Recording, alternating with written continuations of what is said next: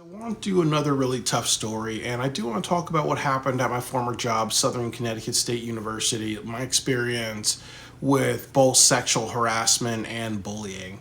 And before I start this video, I do want to say that there are some messages within this. That, first of all, number one, whenever we are dealing with a situation of sexual harassment and bullying, it's always important to bring it to human resources.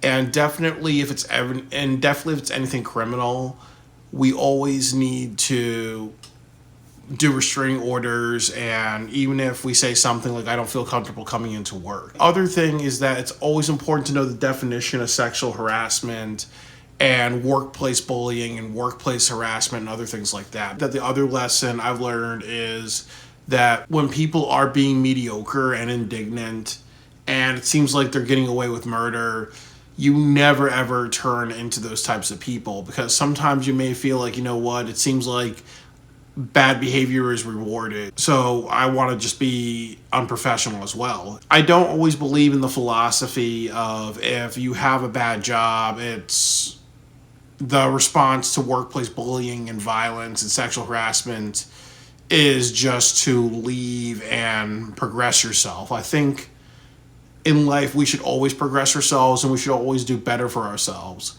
But while we're doing that, we always need to learn to stand up for ourselves. Because if you don't do that, you're going to just live in a cycle of just going forward, but always being bullied and treated very poorly. We always have to teach our children how to stand up for themselves. If we have children who are behind socially and they get easily taken advantage of, we have to do extra work to make sure that's not their lives. When I got hired at Southern, it was really good. I was making $15 an hour. It was a union job. It had a lot of great benefits. There are three types of workers at Southern. There's people who stay busy throughout their shift and they're not taken advantage of. The second type is the people who have nothing to do all day, and those are the Homer Simpson types.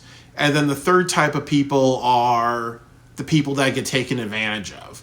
When I worked on third shift, I had a really easy area. So I was just asked to clean eight classrooms with computers, and also was on like the top floor. So honestly, I was not bothered all night. So the work would take 2 hours to do. And then what happened was we had a coworker that got hired, and his name was DJ. And so what happened was that he was a very hard worker, and they switched people around. So now my job was to clean the whole building, like clean all the classrooms. But what would happen is we would work in a squad of 4 people, and the idea was that every other 4 rooms I was going to clean and all that. So what happened was that DJ and other people were all working hard the first day and then the first week or whatever, and then DJ found out that there are other people who, like, there's some people who clean the art room, and what happens to them is that they usually get away with like doing two hours of work a night and then sleeping the rest of the night. And then also too, I'd be working a lot of overtime. So I think what happened as well was people saw that I was a hard worker, so it's almost like, okay, let's take advantage of this guy because he works hard. The thing was that we filled out all of our paperwork and all of our overtime sheets and everything like that all at a table. So it's almost like if I have 6 or 7 sheets of paperwork to fill out and somebody has no sheets, then people know that, okay, I'm working all these hours. So it was not necessarily me bragging. It also impacted DJ. He went from somebody that worked hard to be like, okay, well, fair is fair, really. So if other people are getting away with doing like 2 hours or 1 hour work and sleeping all night, he's going to do that. So he started to come into work drunk. He started to come into work and disappear and like be sleeping for a while, and everybody else would be doing his work. And then DJ would do things like, okay, he expected me or other people to clean the women's bathroom because he didn't want to clean, bloody tampons and other things like that, like just change the menstrual bags, like be dancing in classrooms, talking on his phone for a couple of hours, and also speaking in different voices and other just really concerning issues. But I also remember, one time he did sexually harass me where he was whipping out his penis and he was peeing by the dumpsters, and he was also masturbating his penis. Even though it wasn't saying anything to me, it was just having an attitude of of just, you know what, I just want to do what I want. You know, if I need to pee, I need to pee. If I want to shake it off, I want to shake it off. You know, I remember one time I got mad at DJ because he actually started to boss people around or saying, you're not doing a good job, or I'm inspecting your work. There was one day I just told him to stop taking advantage of me. So definitely he was jumping in my face. There were some people that had to restrain.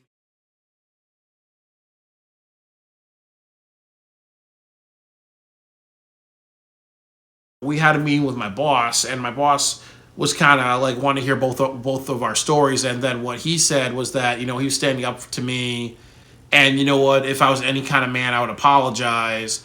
And I remember just saying to him, you know what, the reason why I said that was because, and this was true, was because I was very naive, and I had a prior job where all that stuff, where I used to get taken advantage of a lot. So maybe I misread something. So I was very naive.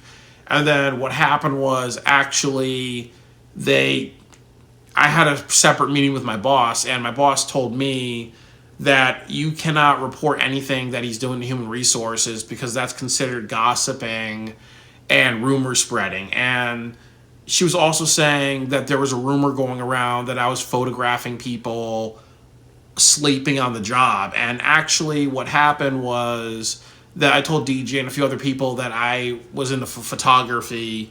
Like, I would photograph nature and other things like that. So yeah, she turned it around. And there was also another incident where I was really tired one day. So I remember, like, you know, just sitting around somewhere on first shift when I was doing overtime assignment, and a few of my coworkers were taking pictures of me. So like after that, it really turned to that type of situation again, where it's almost like DJ was being vindictive and criticizing me and saying things like, you know, you're stupid, you're special needs, you're disabled. And then I actually started working the afternoon shift. I also remember like talking to the director about it, and he kind of blamed me and said like it's my fault for not reporting his behavior. And then he said that he was going to go to human resources with me and actually, you know, just square this all out. But the day after that happened, there were two things that happened. That he actually saw me coming into work late for the second shift. So he actually called my boss on the second shift and told her to write me up for being late. And he was laughing about it. You know, I just really said to myself, you know what? I cannot go into a workplace and give my best because it seems like I get taken advantage of or treated like I'm stupid. Actually, I also remember my father and my therapist both saying in response to those things, especially my therapist, he was more about, you know, it's a reason to get a better job. So he was kind of teaching me, you know, this thing about, you know what, whenever you get bullied by people, I need to work hard and get a better job. And he also was somebody who, I'm mixed race, but he saw me as a black man. So he always was kind of about, you know what, I need to be inspired by Barack Obama. I need to, you know, maybe settle down and have kids. I need to have black role models and other things like that. So it did kind of feel, it seemed like whenever I did bad things whenever I did bad behavior or I hurt other people, he was always, you know, shaming me. But when other people did bad things to me or shameful behavior to me, he was always upset with me for not advancing myself out of that situation. So I kind of tell people it's kind of like what called the Ned Flanders complex. It's always like when people bully me, I need to advance my career, and it's almost like ignore the bullying. And as I said, you end up going down a path of just being bullied through your entire life and not wanting to be successful, because it's like why should I respond to bullying by being successful and allow myself to be bullied through my entire life? And then I also remember my parents saying things like, you know what, they don't believe that it happened. And it's kind of funny that I worry about it a little too much. Maybe I need to be put on maybe I need to talk to my therapist about being put back on medication and other things like that. Like I said, I could see myself being on meds and then just being happy-go-lucky while I'm being bullied. Definitely the other thing too is that there was discrimination because I was taken advantage of because people thought that I was socially behind and naive. So it does fall into ableism, which is discriminating against somebody with a disability. And one could say, okay, well, somebody who has some social deficiencies or behind socially, it is a form of discrimination. It's always good to have your phones. It's always good to have like everything out to kind of really document it. And then also, as you know, some people will watch this video and decide to have children. You know, you always raise your children be to not be bullied or everything like that. And it's also really unfortunate because I was taught the attitude of, you know what, I'm the bad guy for not reporting it. I'm the bad guy for not identifying that Southern was an unprofessional job. So I need to have a big black family. I need to be the token minority that my counselor, my father wanted me to be. And then also advance yourself, but also learn the skills you need to learn. So if you being taken advantage of is an issue for you, you have to learn how to combat that. And if it takes changing a job, and then as you're learning those skills, you know, definitely do it. And also the lesson of DJ and also the lesson of me is that definitely we can work at workplaces where we know that we're taken advantage of or we don't get the same type of leeway because we're rookies or we start out.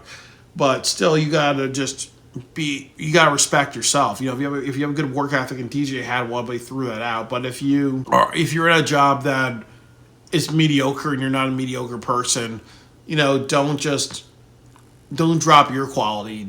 And if you do, you end up, you know, creating a lot of problems for yourself. You know, so I'm happy that I'm at a job that respects hard work.